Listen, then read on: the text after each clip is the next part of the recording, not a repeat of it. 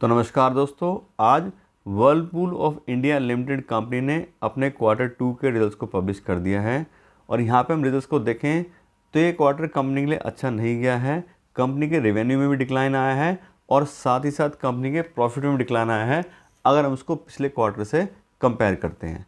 और यहाँ हम चेक करें अगर कंपनी के नंबर्स, तो इस क्वार्टर में कंपनी के रेवेन्यू आए हैं 1612 करोड़ रुपये, जबकि पिछले क्वार्टर में कंपनी के रेवेन्यू थे 2081 करोड़ रुपये। और पिछले साल के सितंबर 2021 के क्वार्टर में कंपनी के रेवेन्यू थे 1607 करोड़ रुपये। और यहाँ आप देखें तो क्वार्टर ऑन क्वार्टर बेस पे कंपनी के रेवेन्यू 23% से कम हुए हैं और ईयर ऑन ईयर बेस पे भी ये फ्लैट ही आए हैं, कोई भी ग्रोथ इसमें नहीं है। उसके बाद बात करें कंपनी के ऑपरेटिंग प्रॉफिट की, तो इस क्वार्टर में कंपनी का ऑपरेटिंग प्रॉफिट आया है 89 करोड़ रुपीज़ का, जबकि पिछले क्वार्टर में ये 132 करोड़ था। और पिछले साल के सितंबर 2021 के क्वार्टर में कंपनी का ऑपरेटिंग प्रॉफिट 129 करोड़ था। और यहाँ पे भी क्वार्टर बेस पे कंपनी की ऑपरेटिंग प्रॉफिट में 33% का डिक्लाइन आया है और ईयर ऑन ईयर बेस पे में 31% से कंपनी का ऑपरेटिंग प्रॉफिट कम हो गया है। उसके बाद बात करें कंपनी के ऑपरेटिंग प्रॉफिट मार्जिन की, तो इस क्वार्टर में कंपनी के ऑपरेटिंग प्रॉफिट मार्जिन आए हैं 6% के। पिछले यानी कि जून 2022 के क्वार्टर में कंपनी के ऑपरेटिंग प्रॉफिट मार्जिन जो है वो 6% ही थे, लेकिन पिछले साल के सितंबर 2021 के क्वार्टर में कंपनी के ऑपरेटिंग प्रॉफिट मार्जिन 8% थे। यहाँ पे देखें तो क्वार्टर बेस पे ऑपरेटिंग प्रॉफिट मार्जिन सेम आए हैं, लेकिन ईयर ऑन ईयर बेस पे इसमें भी 2% के पॉइंट की गिरावट आई है। उसके बाद बात करें कंपनी के नेट प्रॉफिट की, तो इस क्वार्टर में कंपनी का नेट प्रॉफिट काफ़ी ज़्यादा डिक्लाइन हुआ है। सिर्फ 49 करोड़ रुपीज़ का कंपनी को इस क्वार्टर में प्रॉफिट मिला है नेट प्रॉफिट, जबकि पिछले क्वार्टर में 85 करोड़ था और पिछले साल के सितंबर 2021 क्वार्टर में कंपनी का नेट प्रॉफिट जो है वो 413 करोड़ था।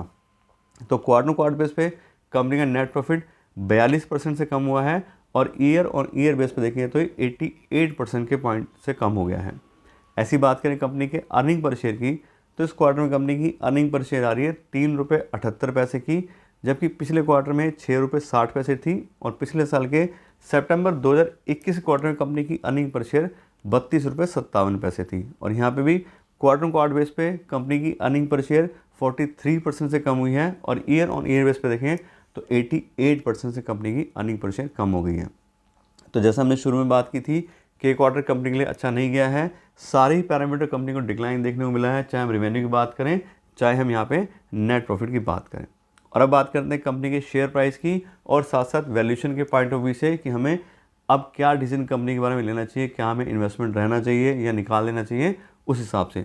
तो अभी का जो कंपनी का शेयर प्राइस चल रहा है वो है 1565 रुपये पर शेयर और कंपनी का प्राइस बाय अर्निंग रेशियो आ रहा है 77 का। उस हिसाब से देखें तो प्राइस बाय अर्निंग रेशियो भी इंडस्ट्री हिसाब से बहुत ही हाई है। और साथ साथ इस कंपनी को हमने डिस्काउंटेड कैश फ्लो एनालिसिस के हिसाब से चेक किया है कि कंपनी कितना फ्री कैश फ्लो जनरेट करती है, उसके हिसाब से उसकी कितनी वैल्यू बनती है।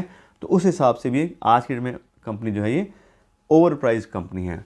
तो अगर आप कुछ रीबैलेंसिंग करना चाहते हैं, आपको लग रहा है कि कंपनी में डिक्लाइन आया है, तो आप बिल्कुल थोड़ी बहुत रीबैलेंसिंग कर सकते हैं। और बात करें नया पैसा इन्वेस्ट करने की, तो मेरे हिसाब से नया पैसा इन्वेस्ट करने का तो बिल्कुल भी सही टाइम नहीं है, क्योंकि प्राइस बाय अर्निंग रेशियो भी ज़्यादा है और कंपनी के रिजल्ट्स भी ख़राब आए हैं। तो नया पैसा इन्वेस्ट करने के लिए तो हमें थोड़ा भी वेट करना चाहिए कि कंपटीशन के हिसाब से कंपनी कैसे अपने बिजनेस को और अच्छे से इंप्रूव कर पाती है, प्रॉफिटेबिलिटी को इंप्रूव कर पाती है, तभी हमें उसमें इन्वेस्टमेंट डिसीजन लेना चाहिए।